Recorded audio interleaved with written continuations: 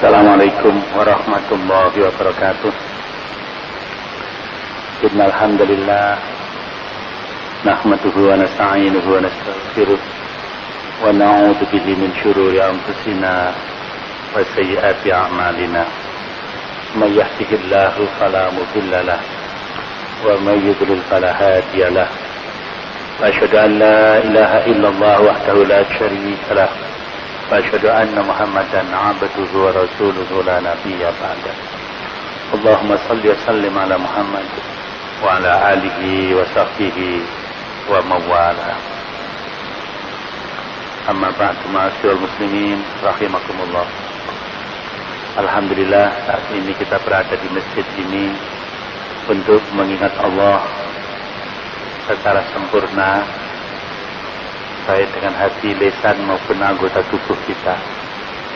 Semoga kita terantar untuk menjadi manusia-manusia yang senantiasa tawadhu, tadarru, tadallul di hadapan Allah Subhanahu wa taala, sehingga kita mampu mengerahkan hati kita, lisan kita, dan anggota tubuh kita untuk senantiasa rukuk dan sujud di hadapan Allah, untuk senantiasa mentaati perintah-perintahnya dan menjauhi larangan-larangannya.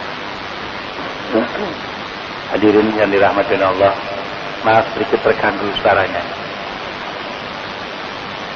Terganggu suaranya. Bapak sekalian yang dirahmati Allah, dalam diri kita ini senantiasa ada perasaan senang dan tidak senang, like and dislike, bahasa kita sehari aja begitu. Senang dan tidak senang, senang dan benci. Perasaan ini tidak bisa terlepas dari kehidupan keseharian manusianya. Hanya saja seringkali dasar untuk tidak senang dan senang ini dibangun di atas sesuatu yang tidak jelas. Seringkali landasannya adalah nafsu atau kepentingan. Kalau sesuai dengan seleranya, kepentingannya, senang dia. Kalau tidak sesuai dengan selera dan kepentingannya, maka dia tidak senang. Bagi orang yang beriman, masalah hati termasuk di antaranya adalah sikap senang dan tidak senang ini harus kita luruskan. Dan ini konsekuensi daripada akidah al-wala' wal-bara'. Jangan sampai kita menjatuhkan senang dengan salah atau tidak senang atas dasar yang salah. Ajaran Islam yang dibangun di antaranya dengan akidah al-wala' wal-bara' ini, maka senang dan tidak senang itu harus kita bangun di atas landasan yang bersumber dari Allah dan Rasul-Nya. Bahkan al-wala' ini adalah upaya kita untuk menyesuaikan hati kita, perkataan kita, perbuatan kita dengan Allah dan Rasul-Nya. Apa-apa yang dicintai oleh Allah, Rasul-Nya, itulah yang kita cintai. Dan apa-apa yang dibenci oleh Allah dan Rasul-Nya, itulah yang harus kita benci. Inilah yang harus menjadi landasan bagi kita di dalam membangun rasa cinta dan rasa benci. Jika rasa senang dan tidak senang ini tidak jelas landasannya, alias ngawur, hanya karena sama-sama sukunya dia senang, sama-sama golongannya ya senang, sama-sama partainya senang, sama-sama bangsa dan negaranya senang, sama-sama asal daerahnya senang, dan tidak disenangi. Tidak seperti itu kita membangun rasa senang dan benci itu. Kalau rasa senang dan benci dibangun di atas landasan nafsu, kepentingan seperti itu, maka ini akan membawa kita kepada kehidupan yang tidak baik, yaitu mengantarkan kita kepada kehidupan yang dimurkai oleh Allah Subhanahu wa Ta'ala. Hadirin yang dirahmati Allah. Karena ajaran Islam ini dalam membangun rasa senang, rasa cinta dan rasa benci itu memiliki dasar yang kokoh. Apa-apa yang dicintai, disenangi oleh Allah dan Rasulnya, itulah keridhaan Allah. Dan apa-apa yang dibenci oleh Allah dan Rasulnya, itulah kemurkaan Allah. Maka di sini kita orang beriman, dalam membangun rasa cinta dan rasa benci itu memiliki landasan yang kokoh, sehingga orang beriman yang menyesuaikan dirinya dengan apa-apa yang dicintai oleh Allah, itu yang dicintai. Apa-apa yang dicintai oleh Rasulullah, itu yang dicintai. Sebaliknya juga menyesuaikan. Apa-apa yang dibenci oleh Allah, itu yang dibenci. Apa-apa yang dibenci oleh Rasulullah, itu yang dibenci. Maka kita akan selamat. Kita akan berada pada pihak yang mampu menegakkan kebenaran dalam hidup dan kehidupan ini. Karena itu, Bapak dan sekalian, keyakinan, perkataan, perbuatan maupun orang yang dibenci oleh Allah, itu harus kita benci. Hati atau keyakinan, perkataan, perbuatan dan orang yang dicintai oleh Allah dan Rasulnya, itu yang harus kita cintai. Dan kita harus mampu sebagai orang-orang yang beriman, karena ini konsekuensi daripada keimanan kita ini. Umpamanya nanti ada Valentine Day, umpamanya itu adalah kemaksiatan, benar maksiat, sesuatu yang dibenci oleh Allah. Maka kita harus membenci. Jangan kita menyenangi Valentine Day, ya Pak. Harus kita benci. Loh. Jadi apa-apa yang dibenci oleh Allah dan Rasulnya, keyakinan, perkataan, perbuatan maupun orang, kita harus benci. Sebab kalau orang-orang beriman ini tidak loyal kepada Allah, kepada Rasulnya, kepada ajarannya, maka Bapak dan Ibu sekalian, kebenaran ini tidak akan tegak dalam hidup dan kehidupan ini. Kalau sekarang ini yang loyal kepada apa-apa yang dibenci oleh Allah, apa itu keyakinan, perbuatan, perkataan orang, maka di sini yang membuat kehidupan ini semakin suram. Karena kemaksiatan dan kemungkaran itu akan semakin merajalela. Kalau tidak ada manusia yang memiliki kemampuan karena kecintaannya kepada Allah dan Rasulnya untuk membangun kebenaran ini, maka kita akan dikalahkan oleh kebatilan. Sekarang ini Bapak dan sekalian, kebatilan ini sudah terorganisir, sudah termanage dengan rapi, Berorganisasi kejahatan itu sudah sedemikian rupa dalam kehidupan umat manusia di muka bumi ini. Kalau kejahatan yang berupa kemaksiatan dan kemungkaran itu sudah terorganisir secara rapi dan itu dicintai, yang mereka itu adalah pecinta setan, pecinta tauhid, wali-walinya setan, wali-walinya iblis. itu sudah kuat, bahkan menggunakan seluruh daya yang ada. Kita ini dalam mencintai Allah dan Rasul-Nya, ya, tidak bersungguh-sungguh, tidak berusaha untuk membangun kekuatan, tidak berusaha untuk menggunakan seluruh sarana fasilitas yang ada, baik itu kekuasaan, harta kekayaan, maupun kekuatan-kekuatan yang lain, sumber daya yang lain, maka kita akan dikalahkan oleh kebatilan yang ada. Kebenaran yang tidak terorganisir akan dikalahkan oleh kebatilan yang terorganisir. Al-haqqu bila nidamin, saya libul batil binidamin. Bapak-bapak dan saudara yang kami hormati, maka orang-orang yang mampu menyesuaikan diri dengan Allah dan Rasul-Nya, terhadap apa-apa yang dicintai oleh Allah dan Rasul-Nya, dicintainya, dan apa-apa yang dibenci oleh Allah dan Rasul-Nya, dibencinya, maka bapak-bapak sekalian, orang-orang yang begini akan berusaha. Kalau Allah mencintai orang yang bertakwa, maka kita akan mencintai orang yang bertakwa. Innallaha yuhibbul muttaqin. Coba, Allah mencintai orang-orang yang bertakwa, kita harus mencintai orang-orang yang bertakwa. Wallahu yuhibbul muhsinin.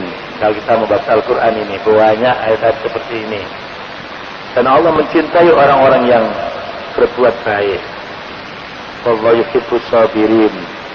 Dan Allah mencintai orang-orang yang sabar. Innallaha yuhibbul mutawakkilin. Sesungguhnya Allah mencintai orang-orang yang bertawakal, yang menyandarkan dirinya kepada Allah Subhanahu wa taala. Innallaha yuhibbul muqsitin. Sesungguhnya Allah mencintai orang-orang yang menegakkan keadilan. Coba, kita senang juga enggak? Kalau Allah senang, ya kita harus menyenangi. Wallahu yuhibbul mutahhirin. Allah mencintai orang-orang yang bersih. Orang-orang yang bersih, bersih hatinya, bersih pikirannya, bersih ucapannya, bersih perbuatannya, bersih anggota tubuhnya. Wallahu yuhibbul mutahhirin. Innallaha yuhibbul ladzina yuqatiluna fi sabilihi shaffan ka'annahum bunyanun marsus. Allah mencintai orang-orang yang berjuang di jalan Allah dalam keadaan bersaf-saf seperti bangunan yang terus susun merapi. Coba, kalau kita ngurusi keluarga kita untuk membangun keislaman dalam kehidupan keluarga kita, coba manajemennya baik enggak? Organisasinya baik enggak?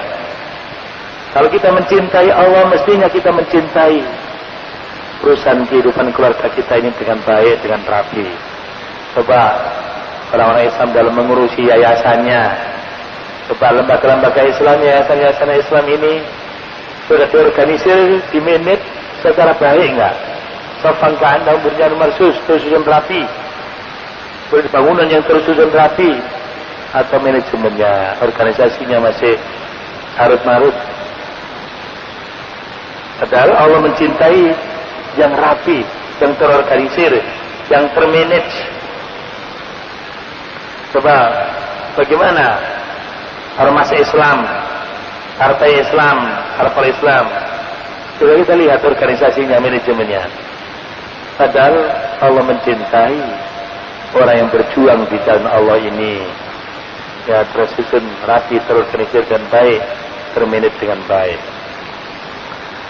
Sebaliknya Allah membenci. Allah la yuhibbud dzalimin. Allah tidak menyenangi orang-orang yang zalim. Kita orang beriman juga begitu. Dan sampai kita mencintai orang-orang yang zalim, orang yang tidak menempatkan sesuatu pada tempatnya. Jadi kalau ada orang zalim yang menempatkan sesuatu tidak pada tempatnya, tidak proporsional, maka itu tidak dicintai oleh Allah. Kita juga tidak menyenangi, tidak mencintai. Innallaha la yuhibbu man kana mukhtalan fakhura. Sesungguhnya Allah SWT tidak mencintai orang-orang yang sombong, lagi membanggakan diri. Dan orang yang sombong dan membanggakan dirinya tidak dicintai oleh Allah. Kita juga begitu, tidak boleh mencintai orang yang sombong, orang yang membangga-banggakan diri, tidak boleh. Wallahu la yuhibbul mufsidin. Sesungguhnya Allah tidak mencintai orang-orang yang ifsad, orang-orang yang berbuat kerusakan di muka bumi ini. Bapak dan sekalian, kita juga begitu. Dan sampai kita senang merusak, maka konsekuensinya kita harus membenci perbuatan yang merusak itu. Termasuk orang yang berbuat rusak, yang merusak. Jangan sampai kita cintai, karena Allah tidak mencintai orang-orang yang berbuat kerusakan. Innallaha la yuhibbul mu'tadin. Sesungguhnya Allah tidak mencintai orang-orang yang melampaui batas. Kita juga begitu, harus menyesuaikan diri dengan Allah ini. Terhadap apa yang dibenci oleh Allah, kita juga harus membencinya. Kalau Allah tidak mencintai orang-orang yang melampaui batas, maka kita juga tidak mencintai orang-orang yang melampaui batas, yang melanggar hukum-hukum Allah, yang melanggar ketentuan dan ketetapan Allah, yang melanggar syariat Allah. Innahu la yuhibbul musrifin. Sesungguhnya Allah tidak mencintai orang-orang yang israf. Ya, orang-orang yang israf, orang-orang yang berlebih-lebihan, orang-orang yang boros. Kepada sekalian, jadi kita tidak boleh boros. Boros waktu, boros uang, boros sumber daya, ya, berlebihan di dalam hidup ini, karena itu tidak dicintai oleh Allah Subhanahu wa taala. Innallaha la yuhibbul kha'inin. Sesungguhnya Allah tidak mencintai orang-orang yang berkhianat. Kita tidak boleh berkhianat, dan kita tidak boleh juga mencintai orang-orang yang berkhianat. So, kalau kita berteman dengan orang-orang yang berkhianat, berarti kita memberikan dukungan dan menyuburkan pengkhianatan dalam hidup dan kehidupan ini. Innahu la yuhibbul mustakbirin. Sesungguhnya Allah tidak mencintai orang yang kibir, orang yang minta dibesarkan, diagungkan, dianggap besar. Betapa banyak manusia yang sok besar ini. Penyakit iblis ini seringkali juga masuk atau merasuk ke dalam diri kita ini, karena mungkin kita menjadi orang yang kaya, orang yang berpangkat, orang yang punya jabatan, orang yang ganteng, gagah, perkasa, orang yang cantik, ya, yang berilmu, orang punya titel, sehingga seringkali muncul di dalam diri kita ini untuk dianggap besar, ya, sehingga kita menjadi sombong. Allah tidak mencintai orang-orang yang sombong, karena itu kita juga tidak boleh mencintai orang-orang yang sombong. Innallaha la yuhibbu kulla khawanin kafur. Sesungguhnya Allah tidak mencintai orang-orang yang berkhianat, lagi kufur. Orang berkhianat, orang yang kufur akan nikmatnya, tidak menyadari akan keberadaan Allah, tidak menyadari akan nikmat karunia Allah. Semuanya adalah pemberian dari Allah, tetapi tidak diakui, tidak disadari. Semuanya adalah milik Allah, tapi tidak disadari. Semua yang ada ini karena Allah, tapi tidak disadari. Semua nikmat itu adalah pemberian Allah, tapi tidak disadari. Itulah kufur. Orang yang kufur ini tidak disenangi oleh Allah Subhanahu wa taala. Innallaha la yuhibbul farihin. Sesungguhnya Allah tidak mencintai orang yang membangga-banggakan diri, membangga-banggakan keluarganya, membangga-banggakan sukunya, membangga-banggakan yayasannya, membangga-banggakan partainya, membangga-banggakan ormasnya. Innallaha la yuhibbul farihin. Innahu la yuhibbul kafirin. Sesungguhnya Allah tidak mencintai orang-orang kafir. Maka orang beriman tidak boleh juga mencintai orang kafir. Tidak boleh loyal, dekat, menolong, membantu orang kafir. Karena Allah tidak mencintai orang-orang kafir. Allah tidak mencintai perbuatan orang kafir. Allah tidak mencintai perkataan orang kafir. Allah tidak mencintai keyakinannya orang kafir. Oh, kok ada orang Islam, orang beriman dekat-dekat akan mencintainya, akan menolong dan membantunya. Kepada sekalian, innahu la yuhibbul zalimin. Sesungguhnya Allah tidak mencintai orang-orang yang zalim. Itu semua sebagian dari ayat-ayat Allah yang terkait dengan apa yang dicintai dan dibenci oleh Allah. Maka kita sebagai orang yang beriman, yang memiliki akidatul wala wal bara, kita juga begitu harus menyesuaikan diri dengan Allah dan Rasul-Nya, baik itu berupa keyakinan, perkataan maupun perbuatan. Dan orang yang dibenci oleh Allah kita benci, yang dibenci oleh Rasul-Nya kita benci, yang dicintai oleh Allah kita cintai, yang dicintai oleh Rasul-Nya kita cintai. Maka dengan ini kita akan selamat dalam mengarungi hidup dan kehidupan ini, dan kita akan menjadi kelompok orang-orang yang berpihak kepada kebenaran, yang berpihak kepada kebenaran dan menegakkan kebenaran ini. Kepada sekalian yang kami hormati, termasuk diantaranya adalah kelanjutan daripada materi yang lalu.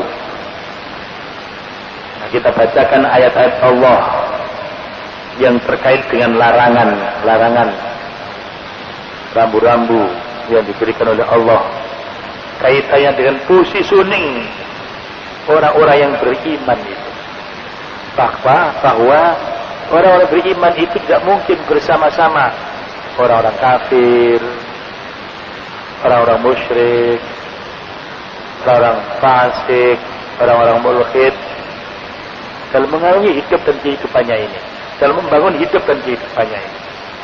Orang yang beriman akan membangun rumahnya sendiri, rumah orang yang beriman, sehingga kumpul orang-orang yang beriman karena adanya kesamaan hati, kesamaan pikiran, kesamaan perkataan dan pernyataan, dan kesamaan perbuatannya, ya, sehingga berada di dalam kebersamaan untuk menegakkan kebenaran.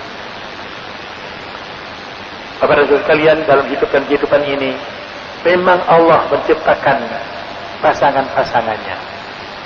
Kalau ada yang benar, maka pasti ada yang batil. Ada siang, ada malam, ada pria, ada wanita.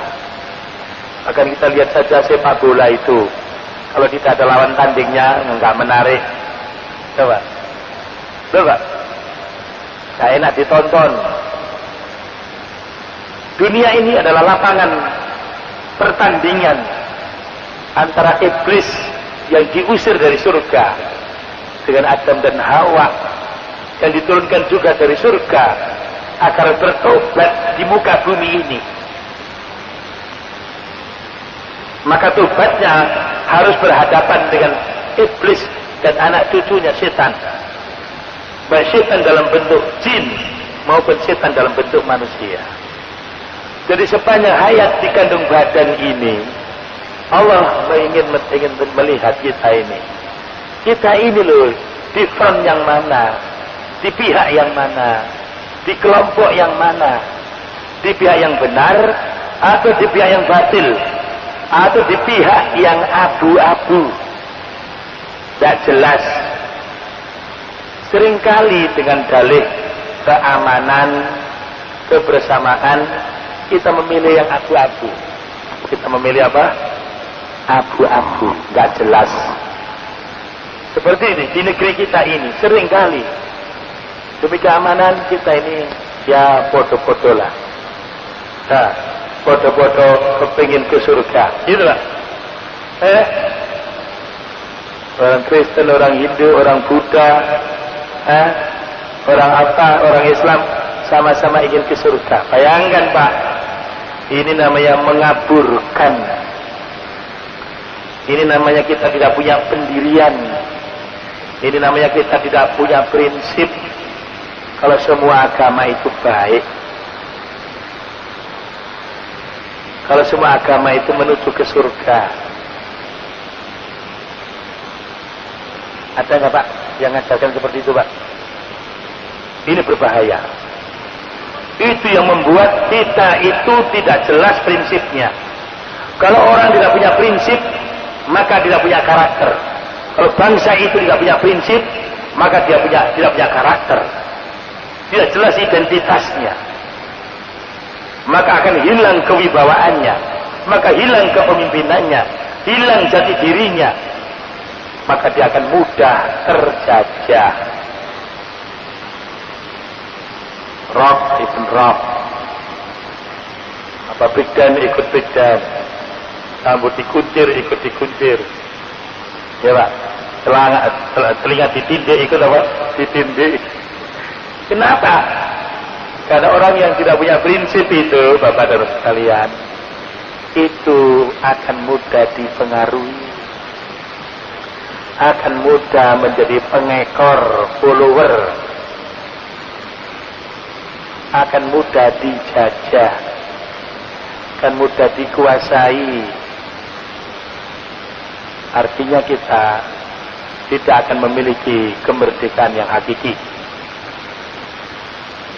Bapak-bapak dan ibu sekalian yang dirahmati oleh Allah, karena itu memiliki prinsip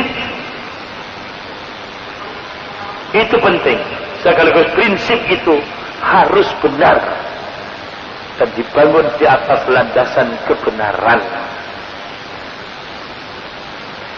Nah, kebenaran itu datangnya dari Allah, pencipta makhluk yang ada ini, pencipta alam semesta, pencipta manusia. Maka Allah lah yang paling tahu tentang makhluknya, paling tahu tentang kehidupan ini, paling tahu tentang kebenaran. Al-haqqu min rabbika fala takunanna minal mumtarin. Kebenaran ini dari Tuhanmu. Maka jangan sekali-kali kamu termasuk orang yang ragu-ragu. Kalau kita tidak mengikuti Allah, kita tidak menjadi hizbullah, maka kita tidak akan dilindungi oleh Allah. Dan selanjutnya kita akan dimangsa, dikuasai, dijajah oleh iblis dan anak cucunya setan. Dan kita akan menjadi hizbus syaitan. Loh, Bapak sekalian, lihat ini ya, Bapak. Nah, setan ini pintar bagaimana golongan Allah ini, harta Allah ini, tentara Allah ini, ya, mengecil, melemah. Nah, itu pintar dia, ya, membuat ajaran macam-macam, ajaran macam-macam. Ada ajaran pluralisme, ada ajaran macam-macam, liberalisme, ada ajaran demokratisme, macam-macam Pak.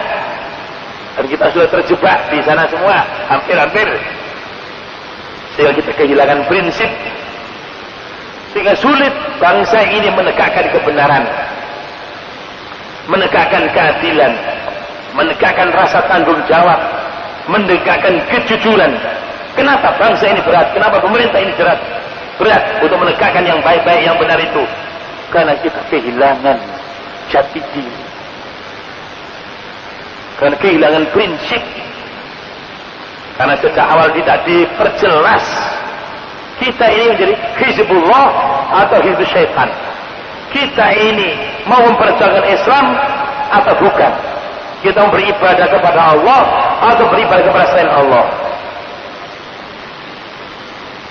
Kita ini ada ayat Al-Quran, Qul ya ayyuhal kafirun, itu memperjelas, la a'budu ma ta'budun wala antum abiduna ma a'bud wala ana abidum ma battum wala antum abiduna ma a'bud lakum dinukum waliyadin. Jelas Pak ya? Jelas. Ayat-ayat Al-Quran sejak awal memperjelas ini.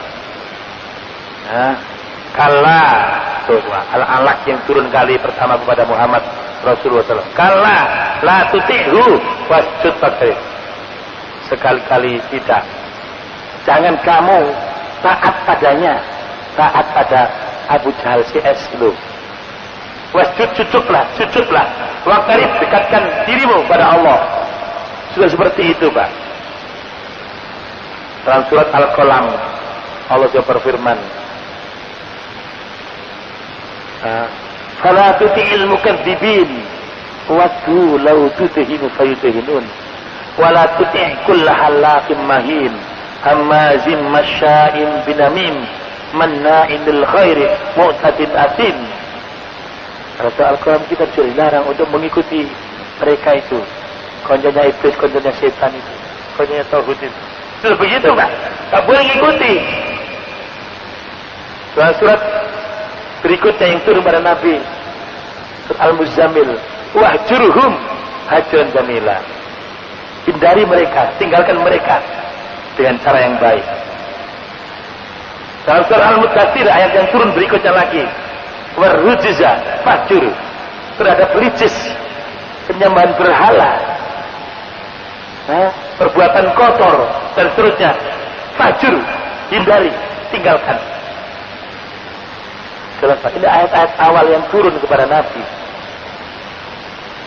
Ghairil maghdubi alaihim waladhdallin, termasuk, Pak, jalan yang kita minta ihdinas siratal mustaqim, surat pelajaran alaihim, ghairil maghdubi alaihim waladhdallin. Jelas furqannya, jelas pembedanya. Karena itu jangan sampai kita menjadi manusia-manusia yang gak jelas, gak jelas keyakinannya, gak jelas akidahnya, gak jelas prinsipnya, gak jelas pandangan hidupnya, gak jelas pikirannya, gak jelas syariatnya, jalan hidupnya, gak jelas akhlaknya, gak jelas kultur, karakter, kepribadiannya, gak jelas peradabannya. Islam itu adalah sebuah bangunan yang jelas lahir maupun batinnya, Bapak dan sekalian.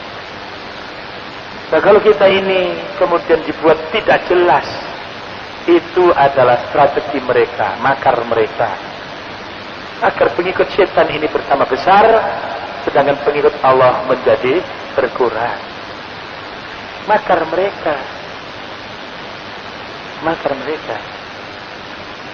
Akhirnya kehidupan ini menjadi berat, sebab perusaknya lebih besar dan lebih kuat daripada yang memperbaiki, yang membangun, Bapak dan Ibu. Hadirin yang dirahmati oleh Allah Subhanahu wa taala.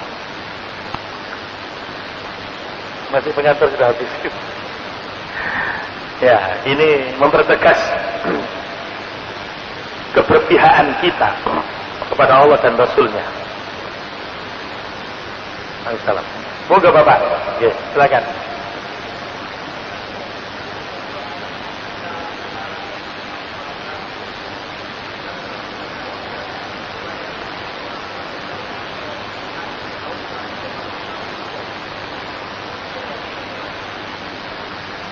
Iya, Pak. Menolong orang kafir itu menolong kekafirannya, Pak. Ya. Menolong seorang pelacur yang karena dia perbuatannya adalah karena masih memiliki sifat Allah yang Ar-Rahman Ar-Rahim terpantul dalam jiwanya, yaitu sifat kasih, sehingga ketika ada anjing kehausan dia masih punya rasa iba, masih kasih, kan begitu, Pak, ya. Sehingga orang itu turun ke sumur, kemudian dengan capingnya itu diambilkan air, kemudian diminumkan kepada anjing itu. Wujud kasih sayang kepada makhluk Allah ini merupakan pantulan daripada Ar-Rahman Ar-Rahim Allah, Pak. Coba.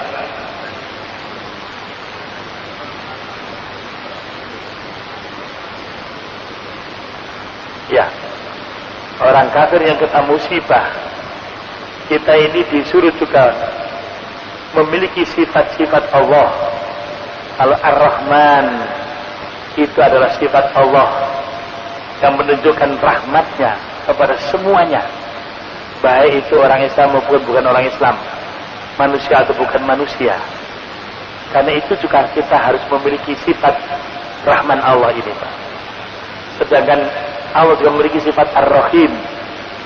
Sifat Ar-Rahim itu adalah sifat yang dikhususkan oleh Allah pada orang-orang yang beriman, yang tidak dibatasi hanya bersifat lahir, tapi juga batin, tidak hanya di dunia, tapi juga apa? Sampai di akhirat nanti. Nah, orang-orang Islam ini adalah orang-orang yang membawa rahmat dalam kehidupan di alam semesta ini. Kalau kita membenci orang kafir, sebenarnya intinya adalah mau menyebarkan rahmat Allah. Gitu, Pak. Supaya apa? Kekafiran itu tidak merajalela. Sebab kalau kekafiran itu merajalela, akan melahirkan kerusakan yang sangat dahsyat. Itu, Pak. Intinya itu di sini. Kalau ada orang kafir, itu banyak dicontohkan oleh sahabat-sahabat kita, terkena musibah, masa kita biarkan saja kecelakaan di jalan? Maka kita sebagai orang beriman yang memantulkan nama sifat-sifat Allah dalam hidup dan kehidupan ini, karena kita diperintahkan, Pak, kita diperintahkan kita berakhlak sesuai dengan akhlak siapa? Allah Subhanahu wa Ta'ala. Maka dengan kasih sayang Allah yang terpantulkan dalam kasih sayang kita, itu pun juga harus kita apa? Tolong. Itu, Pak. Sama dengan Salahuddin Alayubi, Pak. Banyak tentara perang kita itu, Pak. Ketika musuhnya dalam keadaan sakit, ya, pas panglimanya dalam keadaan sakit, Pak, itu diobati dulu, Pak. Coba, Pak, bentuk kasih sayang orang Islam. Diobati dulu panglimanya sampai sembuh. Setelah sembuh, gimana? Masih mau berperang? Coba, Pak. Ada nggak, Pak, seperti itu, Pak? Sifat-sifat yang sangat mulia yang dimiliki oleh orang yang beriman, nggak ada, Pak. Ya, jadi kita tidak sembarangan itu, Pak. Ya, perintah dalam surat At-Taubah itu, Al-Bara'ah itu, nah itu satu surat saja yang tidak dimulai dengan Bismillahirrahmanirrahim. Semua surat dalam Al-Quran itu semuanya dimulai dengan Bismillahirrahmanirrahim, dengan asma Allah yang maha pengasih lagi maha penyayang. Ar-Rahman wasi'ur rahmah, rahmat Allah yang sangat luas yang tidak dibatasi Islam atau bukan Islam. Ar-Rahim daimur rahmah, menunjukkan rahmat Allah yang menunjukkan kekekalan daripada rahmat itu, tidak dibatasi hanya di dunia ini, tapi sampai nanti di akhirat. Karena itu tampilan orang yang beriman itu dalam membawa misi ini adalah misi rahmat untuk alam semesta. Setelah misi rahmat ini sudah dibangun sedemikian rupa, kok kita juga masih diganggu, Pak? Coba ya. Nah, tapi saja begitu, Pak ya. Maka itu yang harus kita beri pelajaran. Kita beri, Pak, pelajaran. Dari perang itu pada bukan awal periode, Pak. Perang yang terjadi dalam Islam itu pada saat sudah cukup rahmat Allah itu dibawa oleh Nabi dan sahabat-sahabat Nabi dalam kehidupan kemanusiaan ini, dan sudah terbukti. Tapi dengan itu masih juga dicekal, diperangi. Kita perlu dikasih apa? Pelajaran. Baru ada asbab nuzulnya perintah untuk kita, Pak, untuk berperang. Saya kira begitu, Pak, sifat-sifat yang harus ada di dalam diri orang yang beriman. Baik, Bapak-Bapak sekalian yang kami hormati, karena keterbatasan waktu, kita cukupkan sampai di sini. Yang jelas bahwa orang yang beriman itu harus menyesuaikan diri kaitannya dengan like and dislike, cinta dan yang tidak, dan bencinya dengan apa yang dicintai oleh Allah dan Rasul, dan apa-apa yang dibenci oleh Allah dan Rasulnya, sehingga kita bisa berpihak pada kebenaran dan jelas ya, kita berada pada front atau kelompok yang benar, dan ini dipentingkan dalam membangun kehidupan ini untuk mengalahkan kebatilan yang ada. Saya kira demikian. Mari kita selesai dengan doa kafaratul majlis. Subhanakallahumma wa bihamdika asyhadu an la ilaha illa anta astaghfiruka wa atubu ilaik. Wa sallallahu ala Muhammadin wa alihi wasallam. Walhamdulillahirabbil alamin. Assalamualaikum warahmatullahi wabarakatuh.